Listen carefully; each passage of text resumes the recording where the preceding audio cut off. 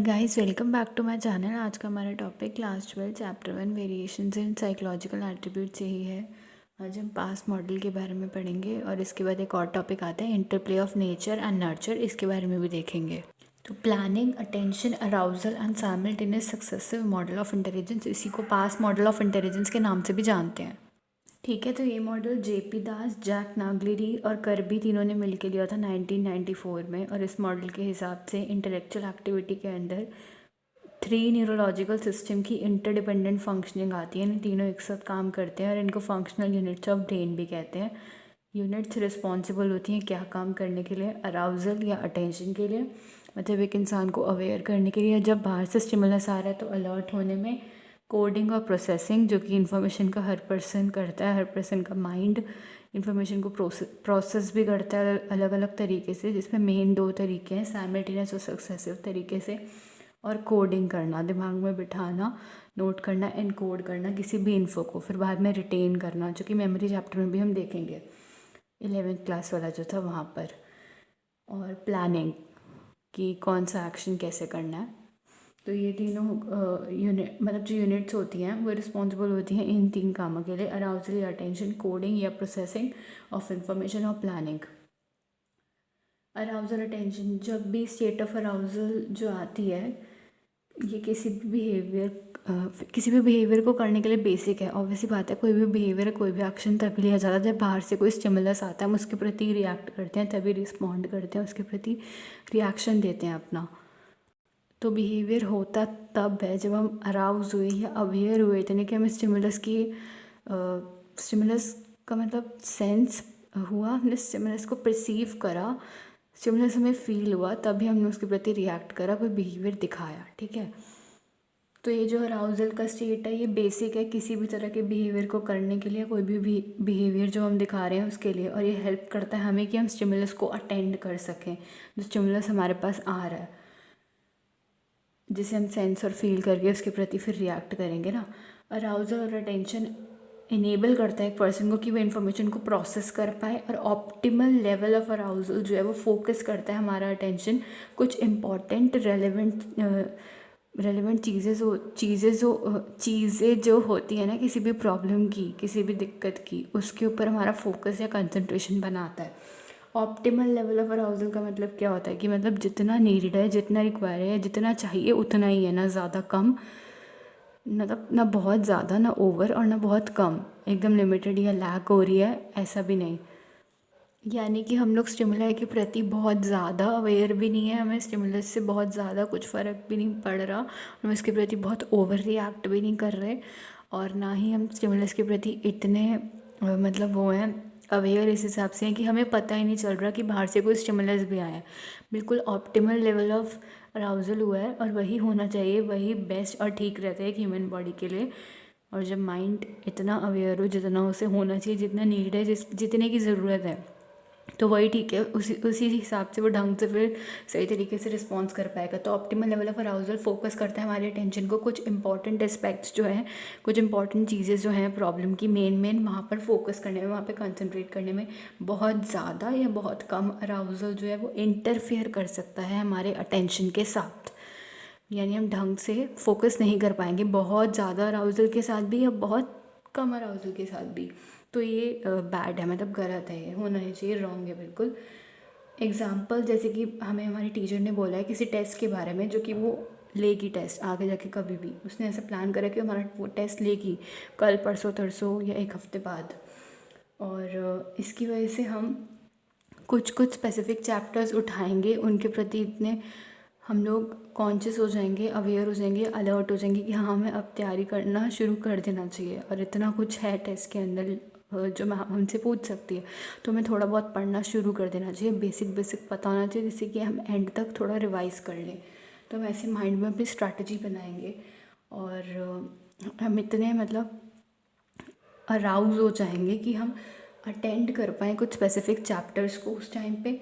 और arousal force करेगा हमें कि हम अपना अटेंशन फोकस कर पाएँ रीडिंग पर, लर्निंग पर, और रिवाइज़ करने पर, जो चैप्टर के कंटेंट्स या टॉपिक्स हैं उनको हम पढ़ सकें, याद कर सकें, लिख सकें, और दिमाग में बिठा सकें, और एंड मोमेंट पे उन्हें रिवाइज़ भी कर सकें ढंग से, रिकॉल और रिमेंबर भी हो जाए, उनका अच्छे से याद हो जाए, मतलब बैठ जाए दिमाग में कि फिर कुछ भूले ना हम टेस्ट के टाइम, लाइक एग्ज़ाम से पहले जो हम करते हैं। साइमल्टेनियस एंड सक्सेसिव प्रोसेसिंग, यहाँ पर हम पहले सारी इन्फॉर्मेशन को इकट्ठा करेंगे अपने दिमाग में, अपने नॉलेज सिस्टम में, दो तरीक़ों से, या तो साइमल्टेनियसली तरीके से या साइमल्टेनियसली प्रोसेसिंग के थ्रू, या सक्सेसिव प्रोसेसिंग के थ्रू। साइमल्टेनियस प्रोसेसिंग के अंदर क्या होता है, जब हम परसीव कर रहे हैं कॉन्सेप्ट्स के बीच के रिलेशन को और इंटीग्रेट कर रहे हैं, उनको एक साथ इकट्ठा कर रहे हैं मीनिंगफुल पैटर्न बना के कॉम्प्रिहेंशन के लिए, आगे उनको याद रखने के लिए, ठीक है। When we perceive relations among various concept and integrate them into meaningful pattern for comprehension. Example जैसे कि रेवेंस प्रोग्रेसिव मैट्रिसेस वाला जो टेस्ट है, ये इस तरह से प्रेजेंट किया जाता है जिसके अंदर किसी एक स्पेसिफिक पार्ट को कर देते हैं रिमूव, और हमें चूज़ करना होता है 6 ऑप्शंस में से उस एक पार्ट को जो कि वहाँ बेस्ट फिट आ जाएगा उस एक फिगर को या एक पैटर्न को कंप्लीट करने के लिए, जो अच्छे से कंप्लीट कर पाएगा उस डिज़ाइन को, ठीक है। साइमल्टेनियस प्रोसेसिंग हमें हेल्प करती है कि हम ग्रास्प कर सकें चीज़ों के मीनिंग को और उनके बीच के रिलेशनशिप को जो कि एब्स्ट्रैक्ट फिगर के बीच में चल रहे हैं। जैसे रुको मैं इसका एग्जांपल देती हूँ। देखो जैसे मैंने सामने फिगर बनाई है एक, ठीक है, और वो 4 ऑप्शंस हैं। अब तुम्हें उन चारों में से एक कोई भी परफेक्ट सिलेक्ट करके बताना है जो कि उस एक्चुअल फिगर से मैच कर रहा है, और फोर्थ वाला होगा जो कि एक्चुअल फिगर से मैच कर रहा है या उस पैटर्न की सिमिलर है, ठीक है। तो तुमने यहाँ पे ग्रास्प करा मीनिंग को और रिलेशनशिप जो कि इस एब्स्ट्रैक्ट फिगर के बीच में है, तुम्हें पता लगा कौन सी उसकी सिमिलर है, तो तुमने उसको बताया। यही होता है RSPM में, रेवन प्रोग्रेसिव मैट्रिसेस में, और जिसको रेवन स्टैंडर्ड प्रोग्रेसिव मैट्रिसेस के नाम से भी जानते हैं। उसका एक लेवल हाई होता है और वो अलग एज ग्रुप के लिए बनाया जाता है। मैंने वहाँ पे RSPM लिख दिया, यहाँ पे RPM रेवन प्रोग्रेसिव मैट्रिसेस की बात हो रही है। तो इस वाले टेस्ट में ऐसे होता है। और प्लीज़ ड्राइंग पे मत जाना, वो मेरी राइटिंग से भी बहुत गंदी है, बहुत गई गुजरी है ड्राइंग, तो उस पर गौर मत करना अगर तुम्हें फिगर बिल्कुल सही नहीं लग रही। बट येस, जो टेस्ट होता है, मैं इसका प्रैक्टिकल टेस्ट भी तुम्हें दिखा दूँगी, कभी पड़ा होगा मेरे पास RSPM, उसमें एकदम अच्छे से फिगर पूरी दे रखी होती है, पूरी पूरी मैच कर रही होती है। और सबका जैसे मैंने बनाया ना, ये 4 पेंसिल्स टाइप, इनका साइज़ सेम होता है, बस अंदर अंदर डिज़ाइन चेंज होता है। तुम्हें बताना होता है कि बेस्ट फिट कौन सा आ रहा है उसके साथ, ठीक है। तो ये साइमल्टेनियस प्रोसेसिंग होती है। सक्सेसिव प्रोसेसिंग क्या होती है, जब हम रिमेंबर करते हैं, याद करते हैं किसी भी इंफॉर्मेशन को एक सीक्वेंस में या एक पर्टिकुलर ऑर्डर में सीरियली एक के बाद एक आ रहा है, जिसकी वजह से क्या होता है, एक को याद करने पे मेरे को दूसरा याद हो रहा है। Recall of one leads to recall of another, जैसे काउंटिंग हो गई, अल्फ़ाबेट्स हो गए, ठीक है। 1 के बाद पता है 2 ही आएगा, 2 के बाद पता है 3 आएगा। 2 याद हो रहा है क्योंकि 1 याद था उससे पहले, और 3 याद हो रहा है क्योंकि उससे पहले 2 याद था। ये होते हैं ये होती है सक्सेसिव प्रोसेसिंग। जो सक्सेसिव छोटे से बड़े बड़े बड़े बड़े के ऑर्डर में, या बड़े से छोटे छोटे छोटे के ऑर्डर में, असेंडिंग डिसेंडिंग टाइप कैसे भी समझ लो, इस ऑर्डर में चलती है। इसमें अल्फ़ाबेट्स, डिजिट्स, मल्टीप्लिकेशन टेबल्स, जो 2 4 के टेबल्स हमने देखे हैं, ये सक्सेसिव प्रोसेसिंग में आते हैं, ठीक है। सक्सेसिव में सीरियली सीक्वेंस एक ऑर्डर में हम इंफॉर्मेशन को याद कर रहे हैं, और साइमल्टेनियस हमें हेल्प करती है कि हम ग्रास्प कर सकें मीनिंग और रिलेशनशिप जो कि है एब्स्ट्रैक्ट फिगर्स के बीच में। प्लानिंग पे आ जाते हैं। ये एसेंशियल फ़ीचर होता है, इंटेलिजेंस का इंपॉर्टेंट फ़ीचर है, क्रूशल है बहुत। जब इन्फॉर्मेशन को तुमने अटेंड कर लिया, उसको प्रोसेस कर लिया, ठीक है, उसके बाद प्लानिंग एक्टिवेट हो जाती है। ये हमें ये सोचने के लिए अलाउ करता है कि पॉसिबल कोर्स ऑफ एक्शन क्या होगा, एग्जैक्टली हमें करना क्या है, शुरू कहाँ से करना था वो पता लग गया, उसके आगे इन्फॉर्मेशन को कैसे प्रोसेस करना है, कैसे दिमाग में बिठाना है, और कैसे पता करना है रिलेशनशिप चीज़ों के बीच में। अगर हम साइमल्टेनियस वाला यूज़ कर रहे हैं तो ये कैसे एक के बाद एक चीज़ याद हो जानी चाहिए हमें पर्टिकुलर ऑर्डर में या सीक्वेंस में। अगर हम सक्सेसिव वाला यूज़ कर रहे हैं प्रोसेसिंग, तो प्लानिंग में फिर यही होगा कि हमने पॉसिबल कोर्सेज ऑफ एक्शन के बारे में सोच लिया, उन्हें इम्प्लीमेंट करना, उन्हें काम पे लगाना, अप्लाई करना रियल लाइफ में शुरू कर दिया, जिससे कि हम अपने टारगेट तक, अपनी डेस्टिनेशन तक पहुंच पाए। और फिर हमारा जो टास्क है उसका इवैल्यूएशन, इसकी वजह से हम जो हमारा टास्क है उसकी इवैल्यूएशन, उसको मतलब इवैल्यूएट ढंग से कर पाएंगे, आगे काम में ला पाएंगे इफ़ेक्टिवली। इवैल्यूएट करेंगे उसकी इफ़ेक्टिवनेस को कि ये कितने अच्छे से हमारे लिए काम आ पा रहा है। जो हमने करने का सोचा था, जब हमने उसको करके देखा ना, तो हमें ये पता लगेगा ना कि हाँ, ये कितने अच्छे से हमसे हो पा रहा है। ये जो स्ट्रैटेजी बनाई है कितने अच्छे से हमसे इसमें आगे काम हो पा रहा है। लाइक तुमने सोचा ना टेस्ट के लिए चैप्टर प्रिपेयर करने हैं, तो एक दिन में 4 चैप्टर उठाने हैं, एक दिन में 2 चैप्टर, या एक दिन में एक चैप्टर का आधा पार्ट उठाना है, एक दिन में फर्स्ट चैप्टर जो है तुम्हारा वो आधा करना है। तो ये स्ट्रैटेजी कितना काम आ रही है उस दिन तक जब टेस्ट होगा तुम्हारा। 1 हफ्ते का टाइम है तुम्हारे पास, मान लो टीचर ने कहा 1 हफ्ते बाद टेस्ट होगा, तो ये कैसे तुम्हारे मतलब काम आ रही है, कितनी इफ़ेक्टिव, कितनी ज़रूरतमंद, यूज़फुल, कितनी अच्छे से तुम्हारे ये काम में आ रही है। इसका कुछ यूज़ हो पा रहा है तुम्हारी रियल लाइफ में, या बस ऐवे ही है, फेल हो गया है जो तुमने प्लान बनाया था पूरा ऐसे पढ़ने का। ठीक है, तो आगे इसमें अगर प्लान काम नहीं करता तो उसको मॉडिफाई किया जाता है, चेंज किया जाता है अपनी ज़रूरतों के हिसाब से, या सिचुएशन और उस टास्क में कैसे कैसे हमें चीज़ें चाहिए जिस हिसाब से, उस हिसाब से उसको ऑल्टर करना है, प्लान को बदलना है। मान लो प्लान फेल हो गया, प्लान काम नहीं कर रहा, एग्जाम्पल दे रखा है जैसे कि टेस्ट शेड्यूल करा, हमारे टीचर ने बता दिया इस डेट को इस दिन टेस्ट होगा, सबको प्रिपेयर होना चाहिए इन टॉपिक्स के साथ या इस बुक के साथ। तो हमने अपना गोल सेट कर लिया, अपना टाइम शेड्यूल पढ़ने का उस हिसाब से बना लिया, और अगर कुछ डाउट आ रहे हैं तो हमें क्लैरिफाई करने हैं वो डाउट्स अपने क्या कहते हैं उसे, मतलब डाउट सॉल्व करवाने हैं, सारी प्रॉब्लम्स जो आ रही हैं चैप्टर को पढ़ने में, जो दिक्कत क्वेरीज़ हैं वो सब क्लियर करनी है। तो उनको हमने क्लियर करा, और अगर हम उसे हैंडल नहीं कर पा रहे, उन प्रॉब्लम्स को क्लियर नहीं कर पा रहे जो कि चैप्टर्स असाइन किए गए हैं, दिए गए हैं टेस्ट के लिए, तो हमने बाकी तरीक़ों के बारे में सोचा। ज़्यादा पढ़ने में टाइम व्यक्त करना, मतलब ज़्यादा टाइम लेना पढ़ने को, ठीक है, अगर हमें समझ में नहीं आ रहा तो, या कुछ डाउट है तो चल फ्रेंड को फ़ोन करके पूछ लिया, डायरेक्ट टीचर को मैसेज करके वहाँ टेक्स्ट करके पूछ लिया कि मुझे ये चीज़ इस चैप्टर में समझ नहीं आ रही, ये टॉपिक मेरे पल्ले नहीं पड़ रहा, तो आप ही मुझे समझा दो, क्योंकि टेस्ट है उसके लिए पढ़ना है, तो वो समझाएंगी, मना भी नहीं करेंगी, और टीचर तो वैसे भी कभी मना नहीं करती। कोई भी एक चीज़ तुमने 15 बार समझनी हो या 1000 बार समझनी हो, उसके लिए भी उनको तो बल्कि अच्छा ही लगता है कि चल बच्चा पूछ रहा है मतलब पढ़ रहा है। वही स्टडी विद अ फ्रेंड, दोस्त के साथ बैठ के पढ़ लिया, जो कि कभी होता नहीं है, फिर किताबें साइड में पढ़ी होती हैं, कुछ और ही हो रहा होता है। लेकिन यहाँ पर इनका ये मतलब है कि दोस्त अपने घर पढ़ रहे हैं, तुम अपने घर पढ़ रहे हो, और दोनों एक दूसरे से दोनों की डाउट्स क्लियर कर रहे हैं, जो जिसको समझ नहीं आ रहा है वो उससे समझा रहा है, बता रहा है, दोनों एक दूसरे की अच्छे से हेल्प कर रहे हैं अपने अपने गोल्स को मीट करने के लिए। मतलब गोल क्या होगा यहाँ पे, टेस्ट में अच्छे मार्क्स चाहिए। इसका एक एग्जांपल ये भी हो सकता है, मुझे याद है, जैसे मान लो कोई ट्रिप अरेंज करी है, अब एक बंदा सोच लेगा कि हाँ मैं ये चीज़ें ले आता हूँ, दूर जाना है कहीं तो ठीक है मैं फ़र्स्ट एड किट रख लेता हूँ, मेडिकल इक्विपमेंट्स होने चाहिए, कहीं कोई मतलब हिली एरिया ट्रैकिंग के लिए जा रहे हैं तो कहीं कोई दिक्कत आई, किसी को चोट लग गई, कोई गिर गया, तो चल एक किट होनी चाहिए, तो मैं किट रख लेता हूँ।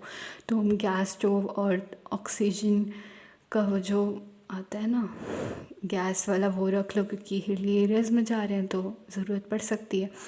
तो तीसरा बंदा तुम वाटर बॉटल्स एंड और रख लो। तो ऐसे ऐसे करके अरेंजमेंट्स बनाए, प्लान इस हिसाब से करा चीज़ों को। अब मान लो जाने के टाइम पे, जब ट्रिप पे जा रहे हैं, कोई बंदा एक चीज़ लाना भूल गया, तो उसी time on the spot arrange करी, प्लान को ऑल्टर करा, चेंज करा, कि ट्रिप पर जाना कैंसिल नहीं करेंगे ना उस एक चीज़ की वजह से, जाने का था तो जाएंगे उसी टाइम, पर जो वो एक चीज़ नहीं मिल पाई उसे अरेंज करेंगे उसी टाइम, कैसे ना कैसे उस चीज़ को वहाँ पे लाएंगे जिससे कि जा सकें, प्लान भी कैंसिल ना हो, और हमने उसे मॉडिफाई कर लिया अपने गोल को अचीव करने के लिए, जो कि ट्रिप पे सक्सेसफुली जाना है सही सलामत, और वापस लौट के भी आना है फिर, और सबको साथ रखना है, कोई गुमे भी ना वहाँ पे, कोई खो भी ना जाए। ठीक है, तो ये होती है प्लानिंग, बेसिकली सोच समझ के ढंग से चीज़ों को करना। और ये कब होती है प्लानिंग, अराउजल अटेंशन के बाद, जब प्रोसेसिंग हो जाती है इन्फॉर्मेशन की, या तो साइमल्टेनियस वाले तरीके से या सक्सेसिव वाले तरीके से, फिर आती है प्लानिंग। अब ये पास प्रोसेसेस जो होते हैं, मतलब जो पास मॉडल में planning, attention, arousal, simultaneous, successive, ये जो प्रोसेसेस होते हैं ये ऑपरेट करते हैं, काम करते हैं नॉलेज बेस पे, जो कि डेवलप होता है या तो फॉर्मली या इनफॉर्मली। फॉर्मली कैसे, पढ़ने से, लिखने से, या एक्सपेरिमेंट कर करके देखने से, जो कि लैब सेटिंग्स में हो पाते हैं बेसिकली। इनफॉर्मली कैसे, अपने इन्वायरमेंट के साथ, जैसे इन्वायरमेंट, जैसा हमारा आसपास का रहन सहन, आसपास के लोग, नेबर्स, जिस एरिया में हम रहते हैं, या जो हमें बाहर से चैलेंजेस फेस करने को मिल रहे हैं उनके हिसाब से। ये प्रोसेसेस इंटरैक्टिव होते हैं, डायनेमिक होते हैं नेचर में, तो बहुत बड़े लेवल पे, वाइड एरिया पे भी देख सकते हैं, इनका इफेक्ट तगड़ा देखा जाता है, और आपस में तो ऑब्वियसली बातें इंटरेक्ट करती हैं, क्योंकि हमने उधर भी देखा था कि इंटेलेक्चुअल एक्टिविटी जो कि इन्वॉल्व करती है इंटरडिपेंडेंट फंक्शनिंग, जो आपस में मिल के काम कर रहे हैं। 3 न्यूरोलॉजिकल सिस्टम जिनको फंक्शन यूनिट्स ऑफ ब्रेन कहते हैं। यूनिट्स रिस्पॉन्सिबल होती है किसके लिए? यही प्लानिंग, अटेंशन, अराउजल एंड जो हमारा साइमल्टेनियस सक्सेसिव प्रोसेसिंग है। ठीक है, और इसमें क्या बता रखा है? हाँ, और खुद की एक अपनी अपनी ना डिस्टिंक्टिव फंक्शंस हैं। खुद का मतलब तीनों की ही ना अपने अलग अलग फंक्शंस हैं जो पास मॉडल के अंदर प्रोसेसेस आते हैं। Each has its own distinctive function. तीनों के अपने अपने यूनिक डिफरेंट फंक्शंस हैं। क्यों अलग अलग हैं? खुद देखो। अराउजल अटेंशन हमें स्टिमुलस के प्रति अवेयर करने में हेल्प करता है, और ये भी बताते हैं कि हमें कितना, किस हद तक अवेयर होना चाहिए। ऑप्टिमल लेवल, टू मच और मतलब लिमिटेड ऐसा वाला नहीं चलेगा। जितना ज़रूरत है, जितना रिक्वायर्ड है उतना ही होना चाहिए, जितना नीडेड है। साइमल्टेनियस सक्सेसिव हमें इन्फॉर्मेशन को प्रोसेस किस तरीके से करना है वो बताता है। प्लानिंग हमें बेसिकली जो काम हमने सोचा है ना, इन्फॉर्मेशन आ गई, अटेंड कर लिया स्टिमुलाई को, उसकी तरफ जितना अवेयर होना था, जितना उस टाइम अलर्ट होना था उसके प्रति वो कर ली, उसकी तरफ अलर्ट हो गए। रिएक्शन देना है ना अब हमें, स्टिमुलस के प्रति रिस्पॉन्ड करना है। इन्फॉर्मेशन को प्रोसेस करने का तरीका भी मिल गया। अब आगे प्लानिंग में क्या होगा? प्लानिंग एक्टिवेट हो जाएगी, जिसकी वजह से हम कोर्सेज ऑफ एक्शन के बारे में सोचेंगे, उनको इम्प्लीमेंट करना शुरू करेंगे, डेली लाइफ में अप्लाई करना शुरू करेंगे, जिससे कि अपने टारगेट तक, अपने डेस्टिनेशन तक पहुंच पाए। इस तरीके से इवैल्यूएट होंगे हमारे सारे जो प्रोसेसेस हमने सोचे थे कि वो इफ़ेक्टिवली काम में आ जाए ढंग से, कहीं किसी का कुछ नुकसान वुकसान ना हो और हमारा प्लान भी बेसिकली फेल ना हो। ठीक है, दास और नागलिरी, वही जिन्होंने पास मॉडल दिया, 3 ने दिया था ना, दास, जैक नागलिरी और कर्बी। जेपी दास, जैक नागलिरी और कर्बी। तो जेपी दास और नागलिरी ने डेवलप करा बैटरी ऑफ टेस्ट को भी, जिसका नाम है कॉग्निटिव असेसमेंट सिस्टम। ये आ सकता है, इंपॉर्टेंट है। CAS क्या होता है और कहाँ से आया? तो कॉग्निटिव असेसमेंट सिस्टम, इसके अंदर वर्बल और नॉन वर्बल टास्क है, मतलब जो लैंग्वेज रिलेटेड भी है और जिनके लिए इतना पढ़ा लिखा होना की, पढ़े लिखे होने की या लिटरेट होने की ज़रूरत नहीं है, नॉन वर्बल भी है, जहाँ पे साइन लैंग्वेज और एक्सप्रेशन से भी समझा दिया जाता है। तो वर्बल नॉन वर्बल टास्क इसके अंदर हैं जो कि मेजर करते हैं बेसिक कॉग्निटिव फंक्शंस को। बेसिक जो दिमाग के हमारे एबिलिटीज़ होती है ना, नोइंग, थिंकिंग, रिमेंबरिंग, ये वाले सारे फंक्शंस को जो कि मेजर करते हैं, जिनको ऐसा पहले से मान के चलते हैं, प्रिज्यूम किया जाता है कि ये इंडिपेंडेंट होंगे स्कूलिंग के लिए, स्कूलिंग के प्रति। ठीक है, तो इसके अंदर ना बैटरी ऑफ टेस्ट के अंदर कॉग्निटिव असेसमेंट सिस्टम जो है, वर्बल और नॉन वर्बल दोनों तरह के टास्क आते हैं, ऐसे काम, ऐसे वर्क आते हैं, एक्टिविटीज़ हमें देखने को मिलती हैं जो कि मेजर करती हैं क्या? एक बच्चे के बेसिक कॉग्निटिव फंक्शंस को, जो उसकी स्कूलिंग है ना, नॉर्मल एकेडमिक्स स्कूल ईयर्स जो पढ़ाई लिखाई है उस पर डिपेंडेंट नहीं करेंगे, उस पर निर्भर नहीं है, उनसे अलग है। ठीक है, और ये बैटरी ऑफ टेस्ट कितने से कितने एज के बच्चों के लिए है? 5 और 18 ईयर्स के बीच के जो भी हैं। Battery of test is meant for individuals between 5 and 18 years of age. ठीक है, अब जो इस असेसमेंट को करने के बाद इसके रिज़ल्ट आउटकम निकल के आएंगे, उनको यूज़ किया जा सकता है रेमेडी करने के लिए, ठीक करने के लिए, जो कॉग्निटिव डेफिसिट्स आ रहे हैं बच्चों में और या लर्निंग प्रॉब्लम्स के साथ। यानी कि results of assessment can be use to remedy cognitive deficits of children with learning problems. अब ज़रूर नहीं है ना सब बच्चों को बहुत अच्छे से जो चीज़ दी गई है वो जितने टाइम उनको बताया गया है उतने टाइम में वो चीज़ याद कर लें अच्छे से। नहीं, छोटे बच्चों को लर्निंग प्रॉब्लम्स भी होती है, याद करने में भी दिक्कतें आती हैं चीज़ों को। तो जो कॉग्निटिव डेफिसिट्स हैं, दिमाग की क्षमताएं जो जितनी होनी चाहिए ना उससे कम काम करती हैं, डेफिसिट है, कमी आ रही है कहीं ना कहीं दिमाग की फंक्शनिंग में, रिमेंबरिंग में, मेमोरी में, ऐसे कमी आ रही है। उनको रेमेडी करने के लिए है ये। उसके रिजल्ट से हमें पता लगेगा ना कि कौन सा बच्चे का माइंड कैसे फंक्शन कर पा रहा है, वह किस तरीके से किस हद तक चीज़ों को याद कर पा रहा है। तो उनको रेमेडी करने के लिए, उनको ठीक करने के लिए, डायग्नोस करने के लिए कॉग्निटिव डेफिसिट्स को जो कि बच्चों में आ रहे हैं लर्निंग प्रॉब्लम्स के साथ, इसका रिजल्ट हमें ऐसे हेल्प करता है, या इसलिए ये है कॉग्निटिव असेसमेंट सिस्टम। ये तुम समझ सकते हो। ये मॉडल भी इंफॉर्मेशन प्रोसेसिंग अप्रोच जो है इंटेलिजेंस की, उसी के अंडर आता है। मैंने लिखना रह गया सामने कि ये भी इंफॉर्मेशन प्रोसेसिंग अप्रोच के अंदर ही आता है, लेकिन जो मैंने शुरू में तुम्हें दिखाया था इंफॉर्मेशन में कौन से आते हैं और साइकोमेट्रिक में कौन से आते हैं, वो बहुत इंपॉर्टेंट था, वो याद रखना है तुम्हें। प्लस कौन सी थ्योरी किसने दी है वो भी। यहाँ पर थ्योरीज ऑफ इंटेलिजेंस हो जाती हैं ख़त्म। आते हैं नेक्स्ट टॉपिक पे, इंडिविजुअल डिफरेंसेस क्या होते हैं इंटेलिजेंस के अंदर।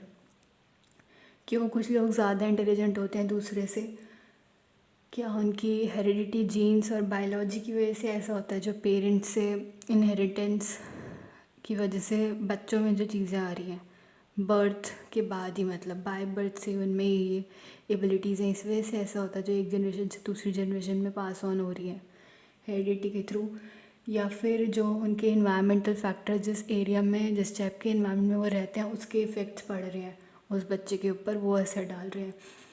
हमने इसके बारे में पहले पढ़ा हुआ है, इन फैक्टर्स का असर होता है एक इंडिविजुअल के डेवलपमेंट में। हमने क्लास 11th में ही देखा था।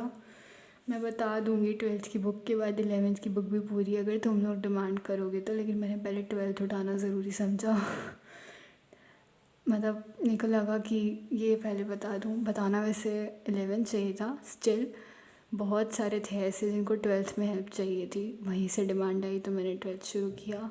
पहले 12th की बुक उठाई और प्लस साथ में एग्ज़ाम्स भी थे 12th के, जो कि अभी भी चल रहे हैं। 11th का ही मैं पूरी बुक बता दूंगी, चिंता मत करो, साइकोलॉजी पूरी ही पढ़ानी है वैसे भी। इंटेलिजेंस जो होती है इंटरप्ले होती है नेचर का भी नर्चर का भी। अब ये नेचर नर्चर क्या होता है भाई, इसके ऊपर बहुत डिबेट भी चली थी बहुत टाइम तक कि किसका इफ़ेक्ट ज़्यादा है किसका कम है, एंड ऑब्वियसली दोनों का ही असर पड़ता है, किसी भी एक का ज़्यादा कम ये नहीं होता, वो डिपेंड करता है इंडिविजुअल पर और वो कहाँ कैसे इन्वायरमेंट में है उस पर, या कौन से ट्रेड्स कहाँ से पास ऑन हो रहे हैं इनहेरिटेंस के थ्रू उस बच्चे में उस पर, यानी दोनों का ही पूरा पूरा असर पड़ता है, जिसको हम 50-50 इफेक्ट भी बोल सकते हैं। नेचर होता है हेरिडिटी जीन्स, नर्चर होता है इन्वायरमेंट। ठीक है, हेरिडिटी इन्फ्लुएंसेस या जीन्स की वजह से जो इफ़ेक्ट देखने को मिलता है हमें इंटेलिजेंस के अंदर, उसका सबूत हमने जो स्टडीज़ करी हैं ट्विंस के ऊपर और अडॉप्टेड चिल्ड्रंस के ऊपर, वहाँ से हमें देखने को, वहाँ से हम मतलब बता सकते हैं। इंटेलिजेंस जो होती है ना आइडेंटिकल ट्विंस की, आइडेंटिकल ट्विंस क्या होते हैं, देखने में भी सेम और वैसे भी ट्विंस। ठीक है, मतलब बिल्कुल सेम ही है वो, by face, by height, by all features, characteristics, बहुत ज़्यादा हद तक सिमिलैरिटीज़ है, बिल्कुल सेम मैं अभी भी नहीं कहूँगी, क्योंकि इंडिविजुअल डिफरेंसेस हर जगह देखने को मिलते हैं, फिर चाहे वो आइडेंटिकल ट्विंस ही क्यों ना हो। यहाँ पर भी 1% का डिफरेंस हमें देखने को मिलेगा।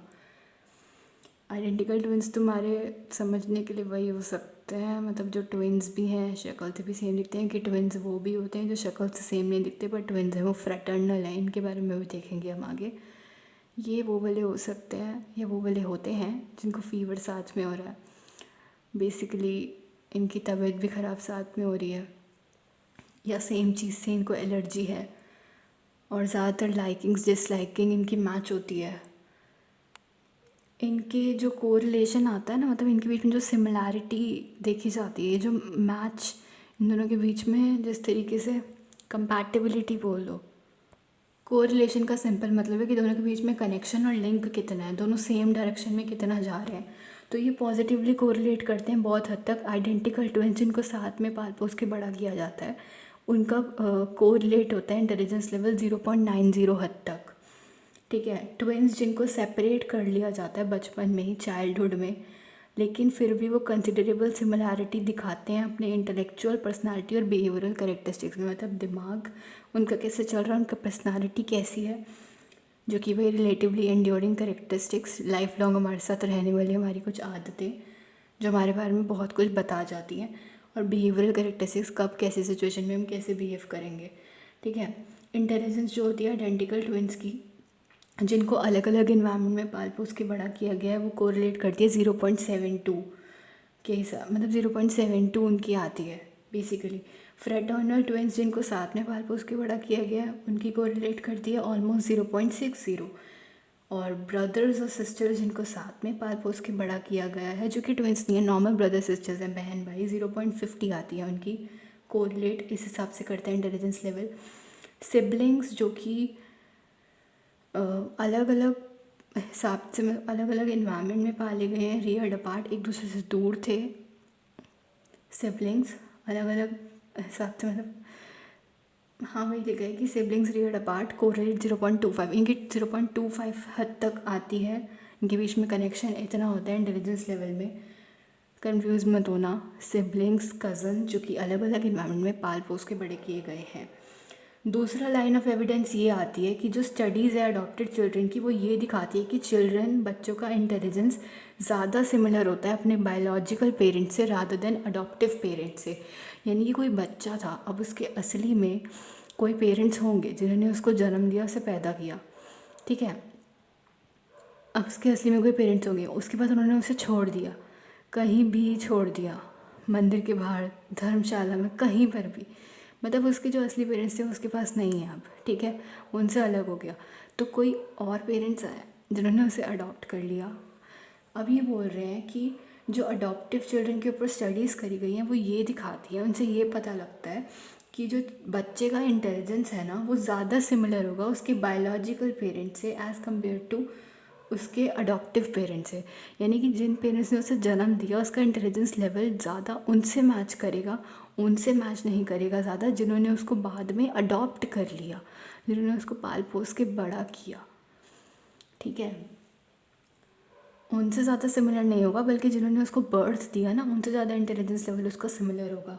आगे ये बता रखा है, अगर इन्वायरमेंट के रोल के हिसाब से देखें तो स्टडीज़ ये रिपोर्ट करती हैं कि जैसे जैसे बच्चे बड़े होते हैं एज में, उनका इंटेलिजेंस लेवल ज़्यादा क्लोज होने लगता है, अपने अडॉप्टिव पेरेंट्स के साथ ज़्यादा मैच करने लगता है, उनके साथ ज़्यादा कोरिलेट करने लगता है, ठीक है। लिखा है ना, with respect to role of environment studies have reported that as children grow in age their intelligence level tends to move closer to that of their adoptive parents. यानी कि कोई बच्चा अगर वो डिसएडवांटेज होम से आया है, मतलब लाइक अंडर प्रिविलेज, उससे इतनी फैसिलिटीज़ नहीं मिली, इतनी उसकी नीड्स पूरी नहीं हो पाई, इतने बेसिक नेसेसिटीज़ उसे नहीं मिल पाई।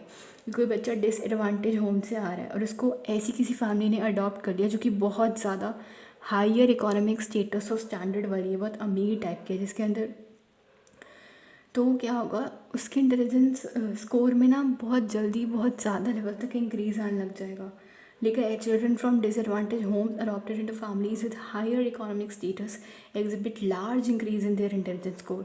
ये सबूत है कि इन्वायरमेंटल डेप्रीवेशन जो होती है ना, मतलब जो हमें अपनी इन्वायरमेंट से मिलना चाहिए, जो हमें चाहिए, जिसकी रिक्वायरमेंट, अगर वो नहीं मिल पाता ना, उसकी कमी हो जाती है, लैक होने लगती है, डेप्रीवेशन होने लगती है, जब हमारा इन्वायरमेंट उस हिसाब से नहीं है जैसा उसे होना चाहिए। अब इन्वायरमेंट से भी मतलब हमारे आसपास के एरिया से जहाँ हम रहते हैं, जहाँ हम स्टे करते हैं, जहाँ हमने पूरा टाइम बिताना होता है अपना, वहाँ पर से भी कुछ बेसिक नेसेसिटीज़, कुछ ऐसी अवेलेबल चीज़ें हम लेते हैं ना जो हमें आगे ग्रो करने में हेल्प करती है। फिर चाहे वो कोई भी चीज़ है, कोई भी मटेरियल एड है, कोई रिसोर्सेज हैं, कुछ भी है, तो इन्वायरमेंट भी तो हेल्प करती है एक इंसान की ग्रोथ में। तो वो यही बोलना चाह रही है कि ये सबूत है कि इन्वायरमेंटल डेप्रीवेशन, अगर इन्वायरमेंट उतना ना दे पाए जितना कि एक इंडिविजुअल को रिक्वायर है, इन्वायरमेंटल डेप्रीवेशन हो जाए तो वो इंटेलिजेंस लेवल को लोअर करती है, कम करती है। वहीं पर अगर दूसरी तरफ देखा जाए, एक इंसान को अच्छा न्यूट्रिशन मिले और उसका अच्छा फैमिली बैकग्राउंड हो, उसको सारी नेसेसिटीज़ बेसिक जो होती हैं, जो भी उसे एमिनिटीज़ चाहिए, जितनी भी उसे ज़रूरत है उसकी पूरी हो, वो सब अवेलेबल हो उसके पास सारी चीज़ें, और उसका क्वालिटी ऑफ स्कूलिंग हो। हाँ ठीक है, जैसे हर बच्चा पढ़ने की एज में स्कूल जाता है, पढ़ता है, फिर कॉलेज जाता है, वो वैसा है, उसका इन्वायरमेंट इतना अच्छा, तो ऑब्वियसली बात है उसका इंटेलिजेंस लेवल इंक्रीज़ होगा। आगे यहाँ पे जनरल कंसेंसस साइकोलॉजिस्ट के बीच में ये निकल के आता है कि इंटेलिजेंस प्रोडक्ट है, किसका प्रोडक्ट है, मिक्सचर है इंटेलिजेंस के अंदर, दोनों चीज़ें आपस में मल्टीप्लाई होके आती हैं एक साथ, या दोनों का इफेक्ट देखने को मिलता है। इंटेलिजेंस प्रोडक्ट है किसका, कॉम्प्लेक्स इंटरेक्शन जो हो रहा है हेरिडिटी का, नेचर का, और इन्वायरमेंट का, नर्चर का। हेरिडिटी को हम ऐसे देख सकते हैं या ऐसे समझ सकते हैं कि ये कोई ऐसी चीज़ है जो कि एक रेंज सेट कर देती है, एक लिमिट या एक रिस्ट्रिक्शन जिसे हम कहते हैं वो सेट कर देती है। ऐसी लिमिट इंडिविजुअल का डेवलपमेंट जहाँ पर होगा और शेप करा जाएगा उसके मतलब सपोर्ट से, और जो अपॉर्चुनिटीज़, जो चॉइसेस, या जो जो उसे उसके इन्वायरमेंट से मिल रहा है, जो जो उसे उसकी इन्वायरमेंट दे रही है, प्रोवाइड कर पा रही है उस चीज़ से। फिर से बता देती हूँ, कंफ्यूज मत होना। हेरिडिटी को तुम लोग ऐसे समझ सकते हो, या हेरिडिटी की डिफ़ाइन अगर आती है ना तो तुम ये लिख सकते हो, ऐसे देख सकते हो, ऐसे समझ सकते हो हेरिडिटी को कि ये कोई ऐसी चीज़ है जो कि एक लिमिट, एक रेंज सेट कर देती है जिसके बीच इंसान ग्रो करेगा अपने इन्वायरमेंट के सपोर्ट के साथ, और वहाँ वहाँ पर उसे जो जो अपॉर्चुनिटीज़, जो जो सीखने को मिल रहा है ना उसके साथ। उस हिसाब से वो ग्रो करेगा आगे अपने किसी भी सो एंड सो गोल को अचीव करने के लिए। यानी हेरिडिटी को ऐसे अच्छे से समझ सकते हो, देख सकते हो कि ये एक ऐसी चीज़ है जो कि एक रेंज, एक लिमिट सेट कर रही है जिसके अंदर वो इंडिविजुअल का डेवलपमेंट होगा। और उसको शेप कौन करेगा, उसको अच्छे से मतलब शेप कौन देगा, सपोर्ट जो कि उसे मिल रहा है अपने एनवायरनमेंट से और अपॉर्चुनिटीज़ जो उसके एनवायरनमेंट में अवेलेबल हैं वो, ठीक है। मतलब जो जो वो कर पा रहा है, जो जो वो नहीं कर पा रहा वहाँ पर उससे उसका शेप होगा आगे, nature, behaviour and all characteristics features बनेंगे। यानी दोनों का ही रोल है इंटेलिजेंस के अंदर। इंटेलिजेंस प्रोडक्ट है, जब कॉम्प्लेक्स इंटरेक्शन हो रहा है, दोनों आपस में मिल रहे हैं, एक साथ काम कर रहे हैं, उसका हेरिडिटी भी और उसका एनवायरमेंटल फैक्टर्स भी, नेचर भी और नर्चर भी, दोनों से ही हमारा इंटेलिजेंस बन के आया है। इंटरप्ले है, टॉपिक में शुरू में ही देखा था इंटरप्ले है, ठीक है। तो ये टॉपिक यहाँ पे ख़त्म होता है। अगले में हम असेसमेंट ऑफ इंटेलिजेंस के बारे में पढ़ेंगे। इसमें से कुछ भी समझना आया है तो please be very free to ask. Thanks for watching.